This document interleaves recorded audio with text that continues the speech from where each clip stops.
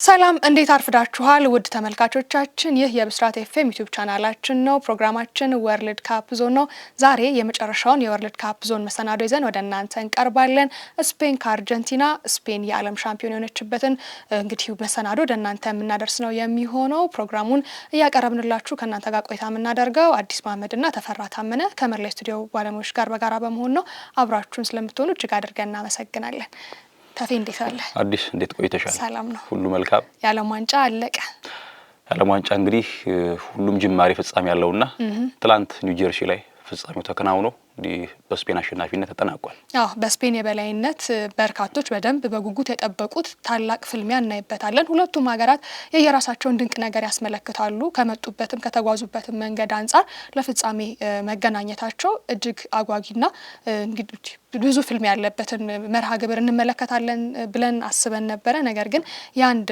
ቡድን የበላይነት ብቻ አይሎ የወጣበት ያንድ ቡድን ደግሞ ለረጅም አመታት የነበረ ሪካርድ ከ60 አመት በላይ የዘለቀ እንግዲህ አንድም ታርጌቱን የጠበቀ ሙከራ ሳያደርግ የወጣበት አርጀንቲና ፈጽሞ ያልተጠበቀች ጭራሽ ደግሞ ሜዳ ላይ ምንም የሉም እስከሚባል ድረስ እንቅስቃሴ የተመለከትንበት ከዛ ባሻገር ደግሞ የስፔንን ኃያልነት በደንብ የተመለከትንበት የጨዋታ ብልጫ እንዲሁም 120 ደቂቃ የተጓዘ ጨዋታ ነገር ግን ያንዱ የበላይነት ያንዱ ደግሞ ምንም ያለ ማድረግ ውጤት የሆነ የዓለም ዋንጫ ሆኗል በእርግጥ በጣም ማራኪ ነው ልንለው አንችልም በተለይ የመጀመሪያው ማጋማሽ ያን ያህል ብዙ ትኩረትን የሳበ የያዘ ጨዋታ አልነበረም ግን እስከ 120 ደቂቃ ዘልቆ በስፔን የበላይነት ፌራን ቶሬዝ ያስቆጠራት ግብ ስፔንን ሻምፒዮን አድርጋለች ታላቅ አንጋፋ አሰልጣኝ ደግሞ በእድሜ ማንጋፋ ሆኖ ይሄንን ዋንጫ ማሳካት ችሏል ሉዊስ ዴላ ፎንቴ ስፔን የዓለም ሻምፒዮን ሆናለች እንዴት ተመለከትኩ ይሄን ጨዋታ እንዴት ነበረ እንግዲህ ፍጻሜ ጨዋታ ምን ጊዜም በምንም አይነት መንገድ ይጠናቀቅ ቀልብን ይገዛል ትላንት ግን ብዙ የፍጻሜ ባህሪያት የሌለው ጨዋታ ነበር የነበረው እርግጥ ነው ልክ የጨዋታው ጅማሬ ላይ በጣም ከፍ ባለ ኢንቴንሲቲ ነበር የተጀመረው የላሚን ያማልና ዳኒ ኦልሞ በሊንክ አፕ የሞከሯቸው አጋጣሚዎች ከዚያም ባለፈው ሪያል አልቫሬዝ ለሜሲ በጥሩ መንገድ ያቀበለው ኳስ ኡናይ ሲሞን ከግብ ክልል ወጥቶ ያራቀበት አጋጣሚ እነዛን ፋክተሮች ስንመለከት ጨዋታው ይበለጠ በፉክክር መንፈስ እንደሚዘልቅ ነበር ያሰብነው ነገር ግን ፍጹም ከጠበቅነው በተቃራኒ ሆኖ ነው የተመለከትነው እንደነሳሽው የስፔን የበላይነትን የተመለከትንበት ጨዋታ ነበር የሚገባው ቡድንም ዋንጫውን አሳክቷል በጣም ያስደንቃል የኳታሩ የዓለም ዋንጫ ላይ የፍጻሜ ተፋላሚ አርጀንቲናና ፈረንሳይ ነበሩ ነገር ግን ስፔን ሁለቱንም ቡድኖች እንደ ትንሽ ቡድን ተመልክታ እንደ ትንሽ ቡድን ሜዳ ላይ በሙሉ ብልጫ ወስዳባቸው ነው ፈረንሳይንም እስከ 70ኛው ደቂቃ ገደማ ድረስ ምንም ለማይጠብቅ ሙከራ ማድረግ አልቻሉም ነበር ያስደናቂ ፊት መስመር ያለው ቡድን አርጀንቲናንም በተመሳሳይ እንዳደረሳችሁ ከ60 አመት በኋላ በ1966 ነበር ለመጨረሻ ጊዜ ለማን የጠበቀ ሙከራ ሲያደርግ ባለም ዋንጫው ቆይታ አድርጎ የነበረው ያ ማለት ወደ 60 አመት ገደማ ማለት ነው ያስቆጥሯል የሚገርመው ደግሞ እንግዲህ ታሪክ ግጥምጥሞሹ ስፔን እና አርጀንቲና 14 ያክል ገደማ ጊዜ ከትናንቱ ጨዋታ በፊት ተገናኝተው ነበርና አንደኛው ብቻ ነው በትልቅ ቶርናመንት በዓለም ዋንጫ 1966 ተገናኝተው አርጀንቲና ነበረች ወላንድ ያሸነፈችው ከዚያ በኋላ አብዛኛው የወዳጅነት ጨዋታ ነበር የተደረገው 2018 ነበር ለመጨረሻ ጊዜ ሲገናኙ ወዳጅነት የኢስኮላ አርኮን ሃትሪክ የሰራበት አጋጣሚ ይወሳልና ትናንት ስፔን በርቀት የውድድሩ ምርጡ ቡድን እንደሆነ ያሳየበት ጨዋታ ይመስለኛል ምክንያቱም ምድብ ላይ ጥርጣሬዎች ነበሩ አለ በስፔን በኩል ከኬፕ ቨርዲ ጋር በነበረው ጨዋታ ከዛ ሌሎችም ኡሩጓይንም ስታሸነፈን በዛም ብልጫዎች አልነበሩም ነገር ግን ከጥሎ ማለፍ በኋላ በነበሩት ጨዋታዎች ላይ 3 ቡድኖችን ያሸነፈችበት መንገድ ኦስትሪያን ከዚያም ባለፈ ፖርቱጋልን አሁን ደግሞ ከዚያ በፊት ፈረንሳይን ያሸነፈችበት ጨዋታ ስንመለከት ምናልባት ከፖርቱጋል ጋር በነበረው ጨዋታ የተለየ ጥራት ባህሪን አላስመለከተችም ኳሱን ደብቃ ነው የምትጫወተው ስፔን ኳሱን ደብቃ እግሯ ላይ ትጫወታለች ከዚያ ተቃራኒ ቡድን ፍራስትሬሽን ውስጥ ይገባል ከዚያ በትግስት ነገሮችን ታግሰ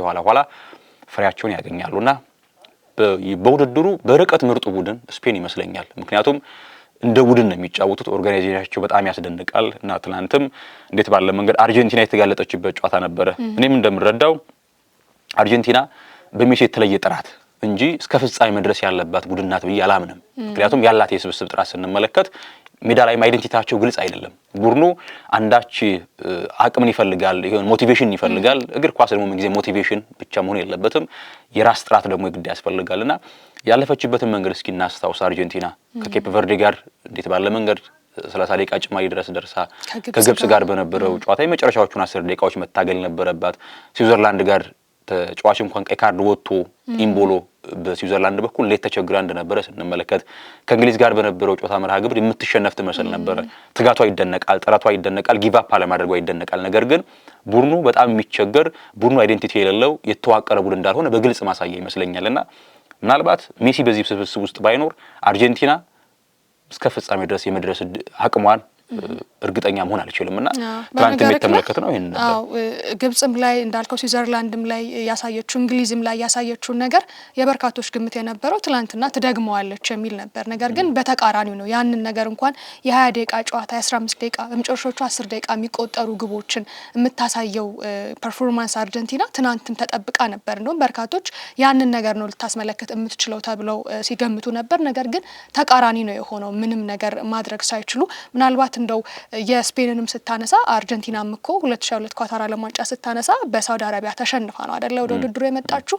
ከዛ በተሻለ ደግሞ ስፔን ምንም እንኳን አቻ ብትወጣም ሌሎቹን ጨዋታ ያሸነፈችበት መንገድ የሚገጥሟት የነበሩት ተጋጣሚዎች ቀላል የሚባሉ የውድድሩ እንግዲህ ተሳታፊዎች ሀገራት አልነበሩም። እንደዛም ሆኖ ግን ለአራተኛ ጊዜ አርጀንቲና ስትጠበቅ ስፔን ደግሞ በታሪኳ ለሁለተኛ ጊዜ ከ2010 በኋላ የዓለም ዋንጫን አሳክታለች። ይሄ ደግሞ ሌላኛው አስገራሚ ነገር ነው። ውድድሩም ላይ በጣም ጎልተው የታዩ እንዲሁም ደግሞ የበርካቶችን ትኩረት የሳቡ ስፔን በጣም በርካታ ተጫዋቾችን ማስመረጥም ችላለች አይደለ። በዚህ ውድድር እንግዲህ ከምርጥ ተጫዋች ጀምሮ እስከ ወጣት እንዲሁም ግብ ጠባቂ፣ ምርጥ አሰልጣኝ አብዛኞቹን ሽልማቶች ጠራርጋም እንድትወስድ አስችሏታል። ነገር ግን ትናንትና የአርጀንቲና የሜዳ ላይ ብቃት የሜዳ ላይ እንቅስቃሴ በጣም ከባድ ነበረ።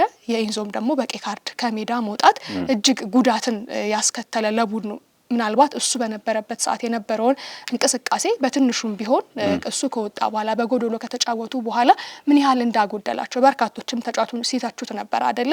የማይሆን ስራ የግዴለሽነት ስራ ነው የሰራው ብለው ሲተቹት ነበረ። ነገር ግን የመጀመሪያው ቢጫ አግባብስ ነው ወይ ደግሞ የሚል ጥያቄ ተነስቶ ነበር። እሱም ማንሳት እንችላለን። እንግዲህ ኤንዞ ፈርናንዴዝ በተለይ ሲወጣ ደግሞ መጀመሪያውንም በሙሉ ተጫዋች ብልጫ ተወስዶባቸዋል በእንቅርት ላይ እንዲሉ የበለጠ ኤንዞ ሲወጣ ደግሞ የኒውሜሪካል አድቫንቴጅን ወሰዱና ስፔኖች ሙሉ ብልጫቸውን ያዙ። አይደለም የቁጥር ብልጫ አግኝተው ይቅርና በሙሉ እንኳን ተጫዋች ኳስን ከግራቸው ላይ መንጠቅ በጣም አስቸጋሪ ነው። ጥፋት ካልፈጸምሽባቸው በስተቀር በአእምሮ የትና የተስፍራ እንዳሉ የሚግባቡ ተጫዋቾች ናቸውና ኤንዞ ፈርናንዴዝ ምናልባት የመጀመሪያው ፍራስትሬት የማድረግ በዳኛ ውሳኔ ያለመደሰት ነው። ተገቢ ነው። ቢጫ ካርድ የሚያሰጥ ነው። ሁለተኛው ጥፋት በሁለተኛ ቢጫ ከሜዳ የሚያሰናበት ነው። ምናልባት በአንድ አጋጣሚ ኩኩሪያ ከሜሲ ጋር እንግዲህ ኮንቨርስ በሚያደርጉበት ሰዓት ላይ እጁን አፉ ላይ የጫነ ይመስል ነበር። ነገር ግን ያን ያክል አፉን ሸፍኗል በሚል እሳቤ ስላልተወሰደ ሜሲም ሲጠቁም ነበረ ለአራተኛ ዳኛው። ነገር ግን የዛ ቀይ ካርድ እና አልሚሮን ቀይ ካርድ ሲመለከቱ ተመልክተን ስለነበረ ነገር ግን ከምንም በላይ ከሜዳ ላይ ባለው እንቅስቃሴ ላይ ሊነሳ የሚገባው የከበረው ቡድን የነገሰው ቡድን ስፔን ነውና ስፔንን የግድ ማንሳት አለብን ብዬ አስባለሁ።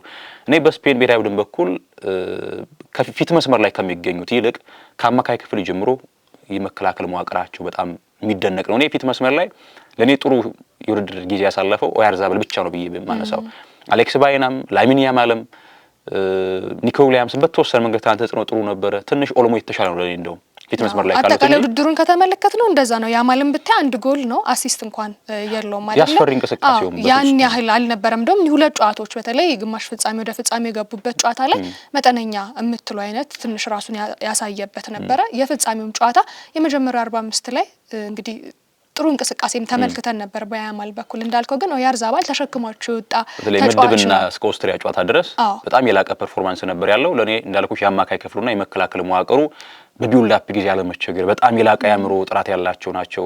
እኔ ሮድሪ አሁን ላይ ምናልባት ክርክሮች ሊነሱ ይችላሉ። ነገር ግን ለውይይት መቅረብ አለበት ብዬ አስባለሁ። ሮድሪ ምናልባትም ከምን ጊዜው ምርጥ 6 ቁጥሮች አንዱ ራሱን በዛ ጠረጴዛ ላይ ያስቀምጧል ብዬ አስባለሁ።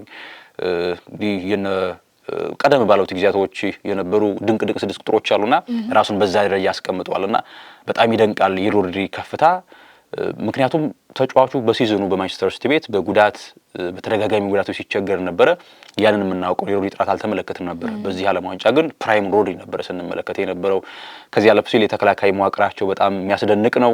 የኩኩሪያና የፔድሮ ፖሮ የቀኝና የግራ ፉልባክ ጥራት ኩኩሪያ በእያንዳንዱ ጨዋታው ራሱን አፕግሬድ የሚያደርገው ተጫዋች ነው። እንግዲህ አስቀድሞ ተጫዋቹ ከሄታፌ ጀምሮ በቸልሲ ጉዞ ስለተሰጠው ብዙ እናውቃለን። ነገር ግን ይበልጥ ኤንዞ ማሬስካ ወደ ቡድኑ እስኪመጡ ድረስ አቬሬጅ ተጫዋች ነበረ። በቀላሉ የመስመር ተጫዋቾች የሚያታልሉት ለጥፋት ቅርብ የሆነ አቬሬጅ ተጫዋች ነበር። ነገር ግን ከኤንዞ ማሬስካ ለንደን መምጣት በኋላ የተጫዋቹ ጥራት በጣም ጎልብቶ አሁን ላይ ዓለማችን ላይ ከሚገኙ ምርጥ ፉልባኮች አንዱ ሆኖ እንግዲህ በዓለማችን በአውሮፓ መድረክ ንጉሱ ክለብ ሪያል ማድሪድን መቀላቀል የቻለ ተጫዋች ነው። ፔድሮ ፖሮ በተወሰነ መንገድ የማጥቃት ባህሪ ላይ ጥያቄ ቢነሳም ነገር ግን ተጫዋቹ አንደርላፕና ኦቨርላፕ ሲያደርግ በጣም ጥራት ያለው ተጫዋች ነው። ሌላኛው እኔ በጣም የምደነቅበት ተጫዋች እንዲያው በኔ እይታና በኔ አረዳድ ዓለማችን ላይ ካሉ ምርጥ 3 ተከላካዮች አንዱ ፓው ኩባርሲ በጣም የተለየ ዓመት ነው ያሳለፈው። ይሄ በእግር ኳስ አሁን በዘመናዊ እግር ኳስ ብዙ ጠፍቷል። የሊብሮ ባህሪ ያላቸው ተጫዋቾች ኳስን በጥሩ መንገድ ድሪብል እያደረጉ መስመር ሰንጣቂ ፓሶችን የሚያደርጉ ተጫዋቾች ጠፍቷል። እንግዲህ የቀደመው ፍራንዝ ቤከንባወር የእርሱን እንግዲህ ካራክተር ተከትለው የሚመጡ ተጫዋቾች እየጠፉ ነው። ምናልባት ዲን ሃውሰን ሌላኛው ስፔናዊ ያንን የማድረግ አቅም አለው። ኩባርሲ ግን ለኔ በጣም የተሟላ ተከላካይ በ19 ዓመቱ በዚህ ልክ በጣም ይደንቃልና እኔ ኩባርሲ ፐርፎርማንስ ስመለከት እድሜ 19 ስለመሆኑ በጣም እጠራጠራለሁ። የአንድ ከ25 ዓመትም በላይ ከፍ ያለ ተጫዋች የሚያደርገውን ጥራት ነው የሚያስመለክተው። በጣም የተረጋጋ ነው። ውሳኔዎቹ በጣም ልክ ናቸው። ከቡድን አጋሩ አሜሪክ ላፖርት ጋር ኦፍሳይድ ትራፕን የሚጠብቁበት መንገድ ሊንክ አፓቸው ከዚያ በኋላ ደግሞ ቡድኑ ጎል ለማስቆጠር ሲቸገር በሃይላይን ሲጫወት እንዴት ባለ መንገድ ጫና እንደሚያሳድር ስመለከት ኩባርሲ በጣም ብዙዎች ልብ ሊሉት የሚገባ ከዓለማችን ግሩም ተከላካዮች መካከል አንደኛው ነው። ሌላኛው ደግሞ እንደ ነግራኒ ጃካውሉ እያደር እንደ ወይን እየጣፈጠ የመጣ አሜሪክ ላፖርት ኳስ እግሩ ላይ ሲያምርበት ከዚያም ባለፈ ቡድኑን የሚመራበት መንገድ በጣም የተረጋጋ ነውና የስፔን የስኬቷ ትልቁ ሚስጥር የቢውልድ አፕ ላይ ያለመቸገሯ ከዚያም ባለፈ ለተቃራኒ ቡድን ኳስ እንደብቃ መጫወታ የበለጠ ፍራስትሬት ሲያደርግ ቡድኑ እነዚያን መልካም አጋጣሚዎች የሚጠቀም ቡድን ነው። ሌላኛው ስኳድ ዴፕዝ አለው። ከተመለከተ ተቀይሮ የገባው ማን ነው? እነ ፔድሪ፣ እነ ዙቢሜንዲ፣ እነ ኒኮ ዊሊያምስ ናቸው ተቀይሮ የገቡትና ቡድኑ በደንብ በስኳድ የተሟላ ፉልባክ ላይ ብንመለከት እኮ አሌሃንድሮ ግሪማልዶ አለ በዚያ ስብስብ ውስጥ፣ ማርከስ ሎሬንቲ አለ፣ ዴቪድ ሪያ ነው ተጠባባቂው ግብ ጠባቂና ቡድኑ የስኳድ ዴፕዙ በጣም የሰፋ መሆኑ ከዚያም ባለፈ ደግሞ ታላቁ ሰው ምናልባት አሁን በስፔን የብሔራዊ ቡድን ታሪክ የምንጊዜውም ምርጡና ስኬታማው አሰልጣኝ ዴላ ፉዌንቴ ነው። ለምን የሚል ሐሳብ ካነሳን ሉዊስ አራጎኒስ ዋንጫ 2008 አሳኩ። ከዚያ ዴል ቦስኬ 2010 የዓለም ዋንጫ አሳካ። በድጋሜ ዩሮ 2012 አሳኩ። ነገር ግን ዴላ ፉዌንቴ ገና ከታችኛው እርከን ጀምሮ የሚገርመው በባስክ ነው የአሰልጣኝነት ዘመናቸውን ያሳለፉት በዲፖርቲቮ አላቬስና በቢልባኦ። ከዚያ እኚህ ታላቅ ሰው ከዲፖርቲቮ አላቬስ ጋር ከተለያዩ በኋላ 2 ዓመታትን ያክል ያለ አሰልጣኝነት ዘለቁ። የሚገርመው 2 ዓመት ያለ አሰልጣኝነት ሲቆዩ ስለ ስራም ስለ ገንዘብ አልነበር የሚጨነቁት።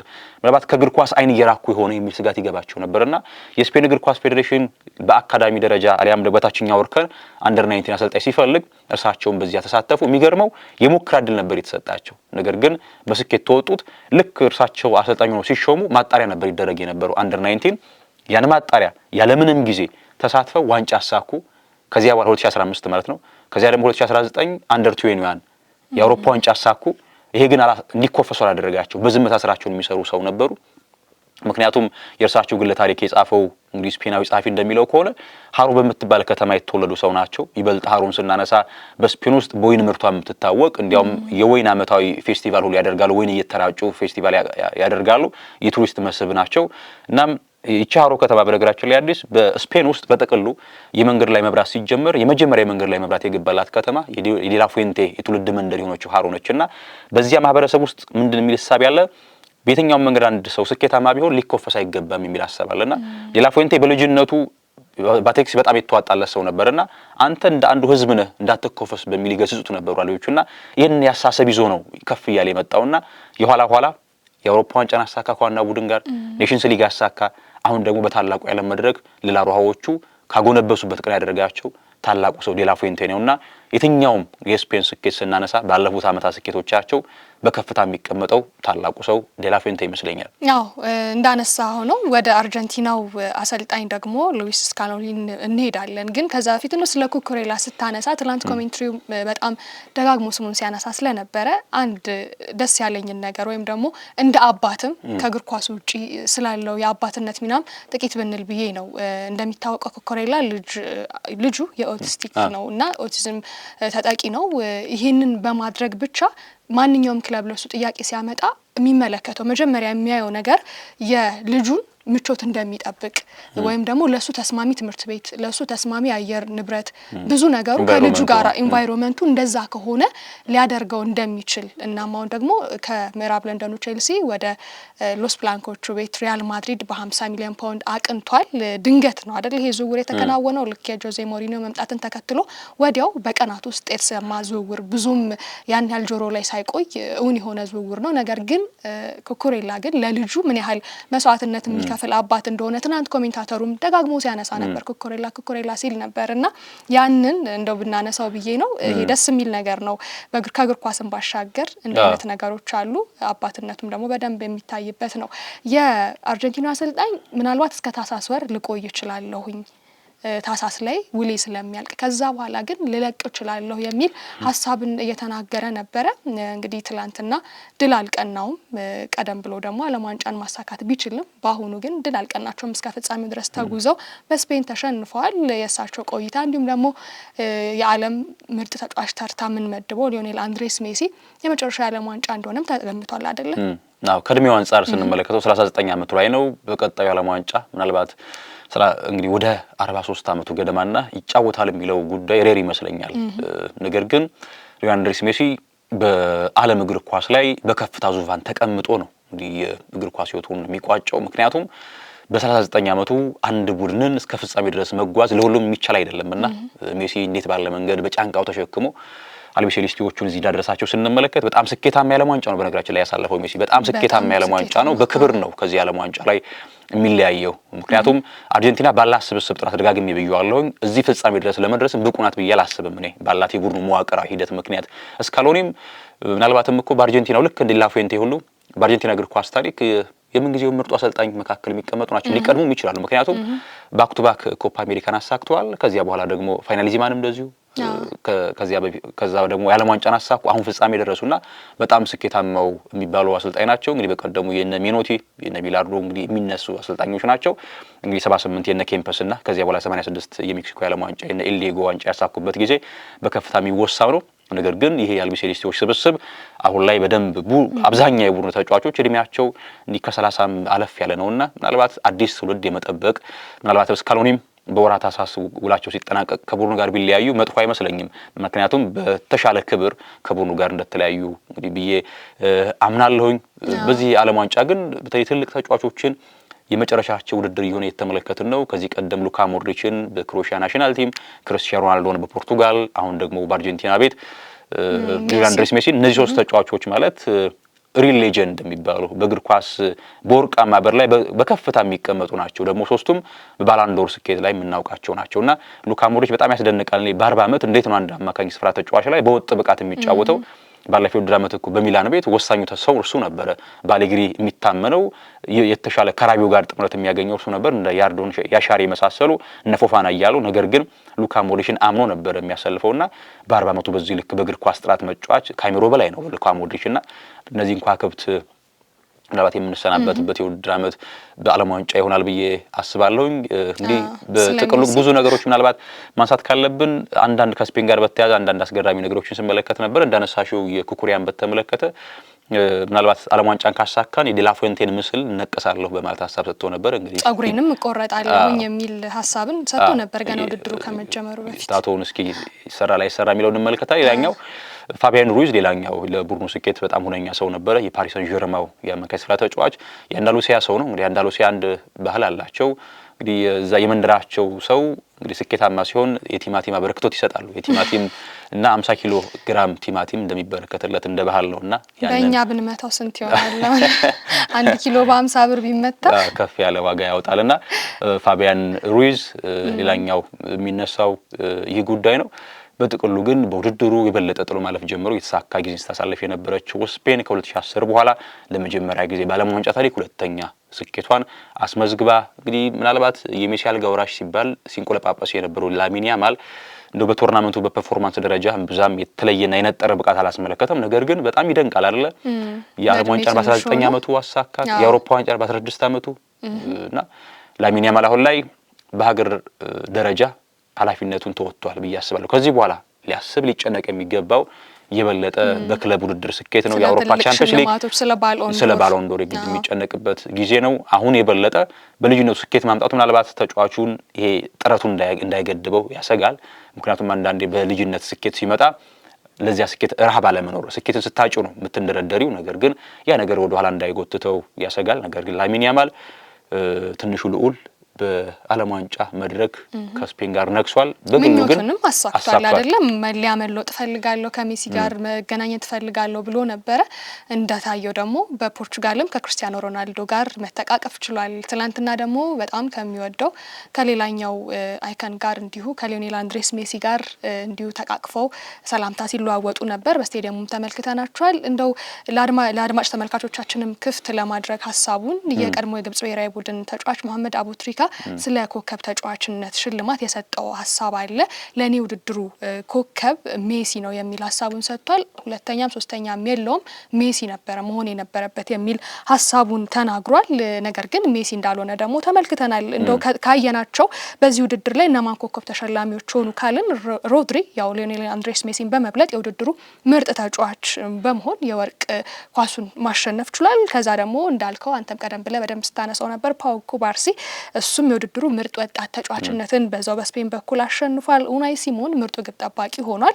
እንዲሁም ደግሞ ክሊያን ምባፔም 10 ግቦችን በደረጃ ጨዋታ ላይ 2 ግብ ማስቆጠሩን ተከትሎ ሜሲን በ2 ጎሎች በልጦ በ10 ግብ የወርቅ ጫማውን አሸንፏል። የኔዘርላንድስ ብሔራዊ ቡድን የፊፋ ፌር ፕሌይ ሽልማትን ደግሞ አሸናፊ ሆነዋል። ኔዘርላንድሶች ይሄን ይመስላል። ይሄን ተመልክቶ ይመስለኛልና ውድ ተመልካቾችስ እንደው ይሄ ሽልማት ምርጥ ኮከብ ተጫዋችነት ሽልማት ለእናንተ የትኛው ተጫዋች ነው የሚገባው? እንደው ሜሲ ወይስ ሮድሪ ይገባዋል? ከሁለት አንዱ። ያው ሮድሪ ተሸልሟል፣ ግን በእናንተ አታይ ምን ይመስላል የሚለውን ለውድ ተመልካችና አድማጭ ክፍት እናድርግ አይደል?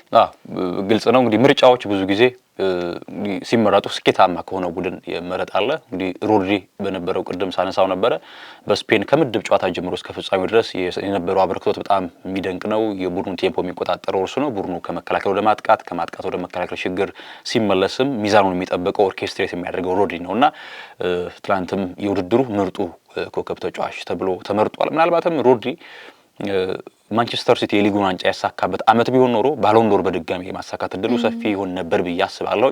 ምናልባት ግን በክለብ ደረጃ እንብዛም በጉዳት ሲቸገር ነበርና ምናልባት የሊግ ወይም ደግሞ የክለብ ውድድር አመቱ በተወሰነ መንገድ ስኬታማ ለመሆኑ እንቅፋት ካልሆነበት በስተቀር በዚያ በጮች ውስጥ መካከል ሊካተት እንደሚችል አስባለሁ። እንዳልሽው ግን አድማጮቻችን ለእናንተ በዚህ ባለም ዋንጫ ላይ ምርጥ ተጫዋች ብላችሁ የመረጣችሁት ማንን ነው? እሱን ሀሳባችሁን ኮሜንት ሴክሽን ላይ ብታጋሩን ደስ ይላል። ወጣት ተጫዋችስ ኩባርሲ ተመርጧል። እናንተስ ምርጡ ወጣት የትኛው ነው የሚለውን ብታጋሩን በአክብሮት ተቀብለን እናስተናግድ። ተጨማሪ ሀሳቦች ምናልባት መጠናቀቂያው ማብቂያው ስለሆነ ተፈጽሟል አይደለ? ከ39 ቀናት በኋላ ለመጀመሪያ ጊዜ 48 ሀገራት መድረኩ ሰፍቶ ከ1930 ከጅምሩ ጀምሮ በ32 ሀገራት የምናውቀው የዓለም ዋንጫ ለሌሎች ሀገራት እድል ሰጥቶ ትናንት ምሽት ተጠናቋል። ስፔን ለቀጣዮቹ 4 ዓመታት የዓለም ሻምፒዮኗ ናት። ቀጣይም ከደገመችው ትቀጥላለች፣ ካልሆነ ደግሞ ለተረኛ ታስረክባለች። ነገር ግን ቀጣዮቹን 4 ዓመታት በሻምፒዮንነት እንዲሁ የዓለም ሻምፒዮን ሆና ስፔን እየተባለ ይነሳል ማለት ነው። በርካታ ሀገራትን በዚህ ቡድን ሳይጠበቁ ከውድድር ሲወጡ ተመለከትን። በርካቶች ደግሞ እጅግ አስገረሙን፣ እጃችንን ባፋችን እንዲያስጭኑን ያደረጉና ኬፕ ቨርዴና ኖርዌይ የመሳሰሉ ሀገራት እንዲሁም አፍሪካው ተወካዮች ብዙ ነበሩና ይሄ ውድድር በጣም ደስ የሚል ነበረ። በጣም በርካታ ተመልካቾች በቴሌቪዥን መስኮትም በስቴዲየምም ተገኝተው የተመለከቱት ሪካርድ የሰበረ ከ1934 በኋላ ራሱ አሜሪካ ያዘጋጀችው ዓለም ዋንጫ በኋላ ትልቅ ቁጥር ያለው ተመልካች ስቴዲየም ተመልክቶ የታየው እንዲሁም ደግሞ በቴሌቪዥን መስኮትም ወደ 7 ቢሊዮን የሚጠጋ ህዝብ ይሄንን ውድድር የተመለከተው ሆኖ አልፏል። የደጋፊዎች ድባብ እጅግ በጣም አስገራሚ ነበር። እንዳጠቃላይ ከሞላ ጎደል በተለይ ለኛ ደግሞ ከሰዓቱ አንጻር ያን ያህል ቅሬታ ቢነሳበትም እንደዛም ሆኖ ግን ጥሩ ነበር ከሞላ ጎደል የሚያስብል የዓለም ዋንጫ አይተናል። ቀጣይ ደግሞ በሌሎች ውድድሮች እንገናኛለን በሌላ መርሃ ግብር። የዛሬን ግን እዚህ ላይ እንቋጭና እንሰነባበት። ልክ ነው። ሀፍታይም ሾው ምናልባት እንግዲህ በሀፍታይም ሾው ላይ አዲስ ነገር ነው አይደል? ዘንድሮ የተመለከተነው ባለመጫወት ትንሽ ለማለት ያክል ነው። ትንሽ ደቂቃዎች ተገፍተው ነበር ስንመለከት የነበረው። በዚያች ቅጽበት ውስጥ በውስን ደቂቃዎች እንግዲህ ስቴጁን አስተካክለው ፐርፎርም ያደርጉበት መንገድ ይደንቅ ነበረ። ከዚያም ባለፈ በስክሪን ላይ ከተመለከትን ፔሌ ንግግር አድርገው ምናልባት በኤአይ አሊያሱ ደግሞ ቀድሞ የተናገሩ ንግግር ነው፣ እርግጠኛ መሆን አልቻልንም። እንግዲህ ስለ ፍቅር የሰበከበት መንገድ ከዚህ ህፃናቶች ሜዳ ላይ አንድ ላይ ተሰባስበው ተሰባስበው በተለያዩ ህብረ ቀለማት አሸብርቀው እግር ኳስ የአንድነት የፍቅር መድረክ ስለመሆኑ የተናገሩበት መንገድ ይሄ የበለጠ ብዙ ጊዜ ኳስ ጨዋታ ላይ ረፍት ሲወጡ የ15ቱን ደቂቃ ሰዎች ወደ ሌሎች ስራዎች ይመጣሉና ሃፍ ታይም ሾው መኖሩ የበለጠ እንደዚህ አይነት ተግባራት በአፍሪካ ዋንጫም በኮፓ አሜሪካ በሌሎችም ቶርናመንቶች ላይ በአውሮፓ ዋንጫ ጭምር ቢተገበር በጎ ነው ማለት ያክል ነው። ትላንት ሌላኛው ሃፍ ታይም ሾው የነበረው እንቅስቃሴ እንግዲህ ካስተዋል ነው አዲስና ሌላ ጣም የተመለከትንበት ነበር። እሱ ለማንሳት ነው። አዎ እንግዲህ ታፌ መሰናዷችንን እንቋጭና እንሰነባበት። ውድ ተመልካቾቻችን አብራችሁን ስለነበራችሁ እጅግ አድርገን እናመሰግናለን። በብስራት ዩቲዩብ ቻናላችን ላይ ብቻ ወርልድ ካፕ ዞንን የመጨረሻ የዓለም ዋንጫ የፍጻሜ ጨዋታን በተመለከተ ያዘጋጀነውን ፕሮግራም ማግኘት ትችላላችሁ። ተፈራ ታመነና አዲስ መሐመድ ከመላ ስቱዲዮ ባለሙያዎች ጋር በጋራ በመሆን አብረናችሁ ቆይታን አደረግን። ቸር ቆዩልን።